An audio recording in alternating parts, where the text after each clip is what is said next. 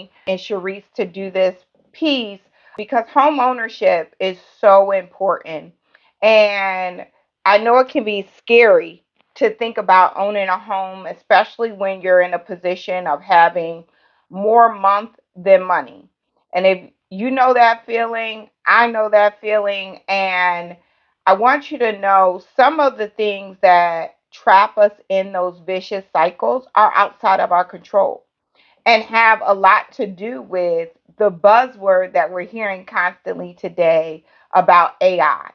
So I want to dive in on how you can rewrite your credit story using AI, give you a background of how AI, artificial intelligence, automated underwriting has been around, give you some techniques and tools to get yourself out of the trap, as well as diving into the actual credit information that's necessary to buy a home.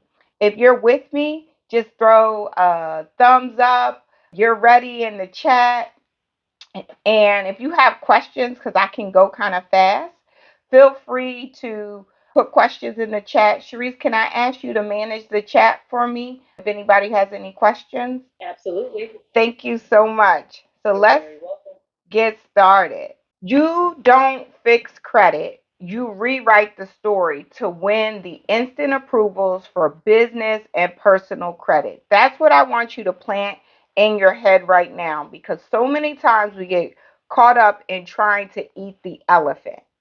Where, how do you eat an elephant? The truth is, anything you want to tackle has to be done one bite at a time. And that's where we're going to start with today. What you're going to need for this class, if you don't have it, is totally okay. Don't freak out.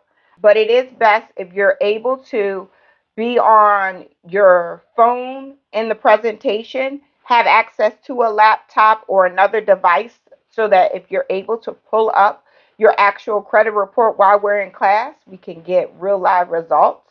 Have Chat GTP downloaded onto your phone to show you how to access your credit report today. First icebreaker, you have to be willing when it comes to this credit thing to learn, unlearn, and relearn. And I think that's going to be really important as something to drive home in all of these sessions because we have so many limiting beliefs. We have so many myths that we believe to be true. And one of the ones I like to use is if you're willing to be transparent with me, put in the chat a number one if you were ever told it's illegal to drive with the light on in the car. All right. So the truth is, it is not illegal to drive with the light on in the car. It's never been illegal to drive with the light on in the car. Now, there are some safety precautions because driving while black was a thing and which people were concerned about. But this is something that I've learned whether you're black, white, brown, that people pass down as information that is gospel and it is not true. It is nowhere that it is illegal to drive with the light on in the car. And that's what happens with information, I feel like, surrounding credit. People take information that at one point might been valid, maybe never was true at all, and they run with it. So one of the things that I want you to be willing to do is if you have something that you're holding on to as an anchor, please be willing to shed just some of that so that you can really receive today that fixing your credit is not going to be as heavy of a burden as you believed it was going to be, and that it's really going to be simple, small bites that we start with. And then just like anything, it's a lot of things that are in simple. It doesn't mean that it's always easy because it's not easy to remain consistent. And then the last piece is to relearn. And I'm going to plant the seeds of the correct information for today's world right now. So, why this class exists is because AI is not new. Lending has used AI for 20 plus years, and we called it desktop underwriting. So, I tell people the lending and financial space has been using automated intelligence to make determinations on people's finances beyond just the credit score for over 20 years. And this can play into one of the questions that I hear daily. Why did someone else get approved maybe with no documentation or less documentation? And then the person that provided all of their bank statements, all of the documentation that the lender asked for, it seemed like they checked the box. They got them the paperwork really fast and they still were met with a denial. It's because the numbers don't always make sense. I have borrowers who get approved with 640 credit scores, and I have borrowers who don't get approved with a 702 credit score because it's the score itself is not the issue, it's what the story is about. Now, why do lenders rely on the narrative, the story so much? It's because it allows them to make faster decisions, it costs them less, and the reality is credit is correct 93% of the time. So, yes, there are the outliers, that 7% that defy the odds.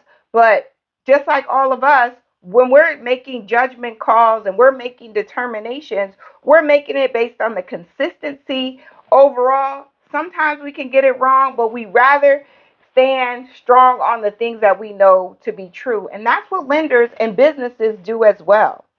So, what they like to do first is use the automated underwriting to make the decision. That's in the mortgage business, that's called the desktop underwriter. And with credit cards, that's called instant approvals. And what the computer looks at is consistency, patterns, behavior, and the one that most people don't know is addresses. And the real issue is because old data still follows you. You may be labeled as a non prime borrower, and this label affects you, even though you may have recovered from financial decisions that you've made years ago or may not even belong to you at all. So, what we're going to do today is we're going to pull up the credit report. We're going to look for some inaccuracy. We're going to remove you as a non prime marker and begin the journey of rewriting your credit story. If you're with me, drop a one in the chat. All right. So, what is the credit report? My simple answer is the credit report is a report card for adults. It simply shows how you borrow money and repay money. Lenders use this for automated underwriting to make a decision of a simple yes or no. So, one of those things that was true before that isn't true anymore. If you look at this website, it's annualcreditreport.com. I would love everyone to go to that if you can on another device or on your phone if you're able to be on the Zoom at the same time. Now, at one point in time, annual credit report was just that you could only go there one time a year. That is no longer true. Our good Congresswoman, Auntie Maxine, passed legislation that allows us to check our credit report every single week. This is for free. The only thing it is not going to have any credit scores. It is only going to have information in the format that most of us, if you've ever seen your credit report, are used to seeing. And you're able to pull all three of your credit reports through annualcreditreport.com. I'm going to pause really quickly to see if anybody has already before accessed this account. If you're not able to get on annualcreditreport.com and you're using Credit Karma, if you have an account with Experian, Equifax, or TransUnion, we can use any type of credit report while we're going through this class today, but I did want to make you aware, and this is the tool that is authorized by Congress. So to make sure that you're at the correct site, it is annualcreditreport.com, and it says free weekly online credit reports. Be careful, your toolbar can take you and navigate you to other websites that are not the legit annualcreditreport.com. It should look just like this when you see it. Any questions? All right, we're going to keep moving along. Once you get inside, the first thing that you want to do is request your credit report. And if you're having any trouble, challenges, or your screen does not look like this, definitely chime in, leave a message in the chat. I've seen a lot of things, so I may be able to help you if you're having any challenges. You'll need to enter in your personal information. This information needs to be the most current and accurate information about yourself. So when it comes to the address, I need you to use the address that is listed on your driver's license because that's really important for data purposes. Now, the first credit report I would like you to start with, if you're able to, is and then Experian is going to need to verify who you are by either entering in a email address or a telephone number. You can have it call or text you. If you've never done this before, there are going to be some security questions. And this information, again, is where the AI, where the data is following you. And this is why it's so important to clean up this information, because if you have challenges getting in or you can't understand where these questions are coming from, if you've ever been asked, did you ever own a 1995 Mazda? And you're like, I didn't own a Mazda, but my mom and dad did. It's because this data of addresses that are shared is being connected to you, and we want to get that data cleaned up today. So, if you could put in the chat a 2 if you've been able to pull up your credit report. Okay, great job. All right, love it. I see 2 2s. Do we have any more? All right, great, great. All right. So now that you've been able to pull up your credit report, the credit report is broken down into 4 sections. It's your personal information at the top, accounts, inquiries, and public records. Most of us want to dive right into those accounts, but I need us to spend a little bit of time in that very first section, which is our personal information. This is the most overlooked section of the credit report. And what you may notice on here are names, name variations that are yours, that aren't yours, addresses, phone numbers, and employers. Your credit report should not be a resume. So we want to get those things disputed. We want to update the information. You want to remove the old addresses.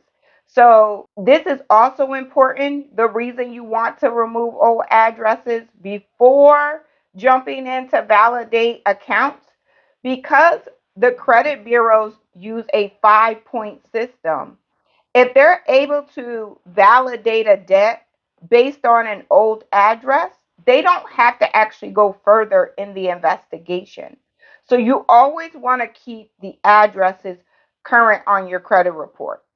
And there should be a button on there that will allow you to dispute or update. How many people see addresses and names that don't belong to them on there? This is going to be one of the most powerful ways to get into the no doc credit approvals when you have clean data on your credit report.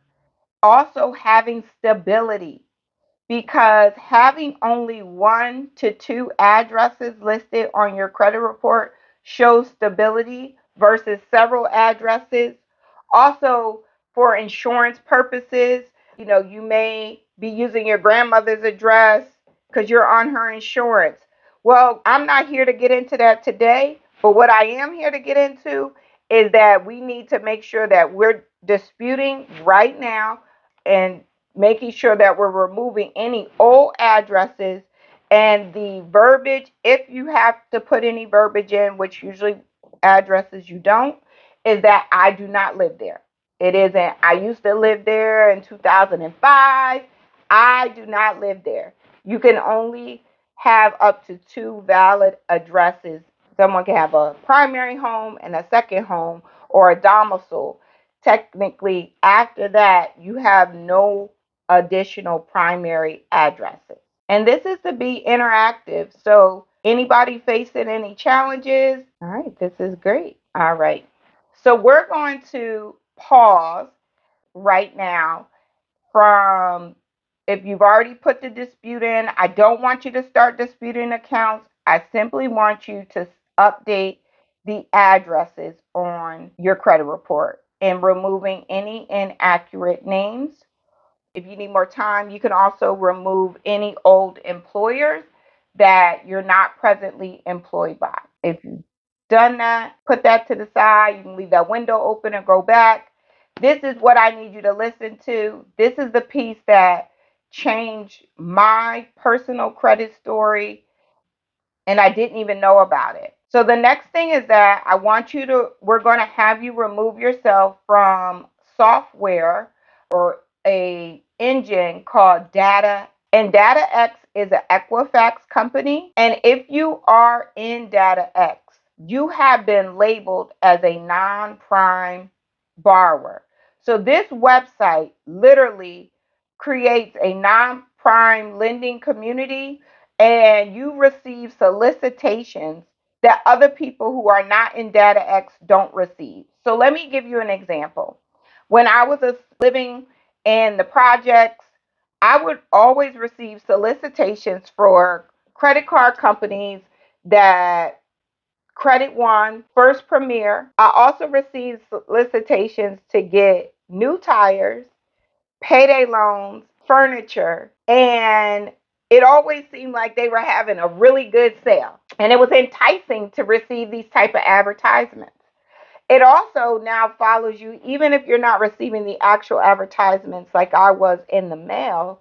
This has to also do what type of solicitations you might be receiving in your email. And you're being tempted for things on they're targeting someone who is what's considered a non-prime borrower, or someone who is low income, or who has bad credit.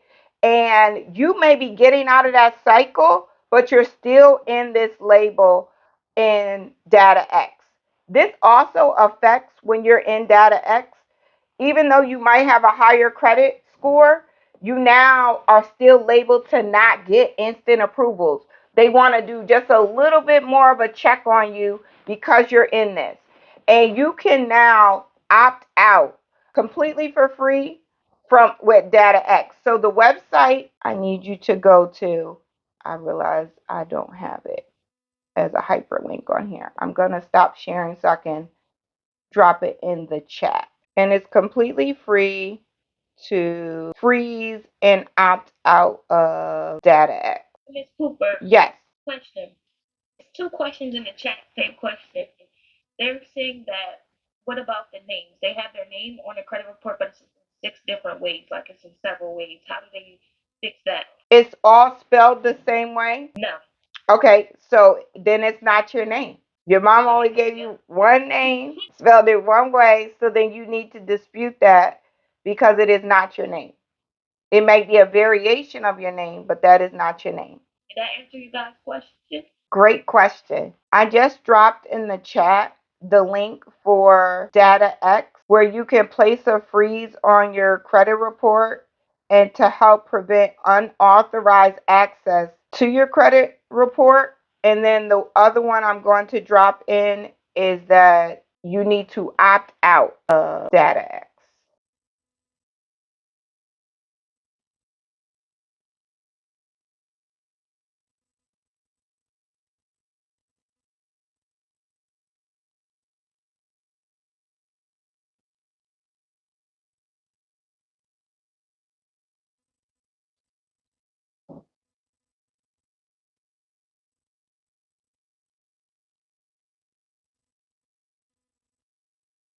All right. No other questions there? I'm going to resume share my screen. So, final message is that credit is editable, data can change, and you are in control of this information. Now, if you do in fact have information that is not valid, that is not yours, you never opened that phone with T-Mobile, it is not yours, you are then in the category of identity theft protection. And when you fall under identity theft protection, that inaccurate information must be removed off your credit report. And I usually see this information if you have a police report and you filed it with the Federal Trade Commission within 4 days off the report. And as a mortgage lender, this is one of and can be someone's saving grace, especially during the home buying process when something pops up that's unauthorized. I want to spend a little time on inquiries since this is also focused on buying a house. There's usually two, not usually, there are two types of inquiries. It's a hard inquiry, which does affect your credit score. And then there's a soft inquiry that does not hurt your credit score. And when you check your own credit score, it falls under the soft inquiry. So you don't have to worry about an impact to the score. But I find many people don't want to start the journey of getting their credit pulled because it's like if I get my credit pulled, my score is going to fall. And there is some truth there because the lower your credit score is, so you can have an insight into how the credit bureaus think or the agencies think, is if you barely qualify with a 620 credit score, they don't want you to take that 620 and start shopping everywhere. So what happens is when the credit is pulled with a hard inquiry and you barely qualify, the score falls, and then over the next 90 days, if no credit was extended, you usually will get the points back. If credit was extended, it could that hard inquiry can make impact on the credit score for 2 years, and the information is going to stay on the credit report for 2 years. Now, for those of you who have better credit score, looking to get credit score in the 700s or higher, usually a hard inquiry makes very little difference on the credit report. And the analogy I like to use is think about your kid and they're taking a test and they get everything right but 10% of the exam. That means they get a 90 on the test. Inquiries are only 10% of the credit piece. So when we're looking at credit, the inquiries is the smallest impact to the credit score. And sometimes we get caught up in the part that makes the smallest changes to the report, but we need to start there so that we can sit down with professionals who can actually get us to the next piece of the puzzle. Soft inquiries. Many lenders nowadays, including myself, can now start the process with a soft inquiry, but we won't be able to actually issue your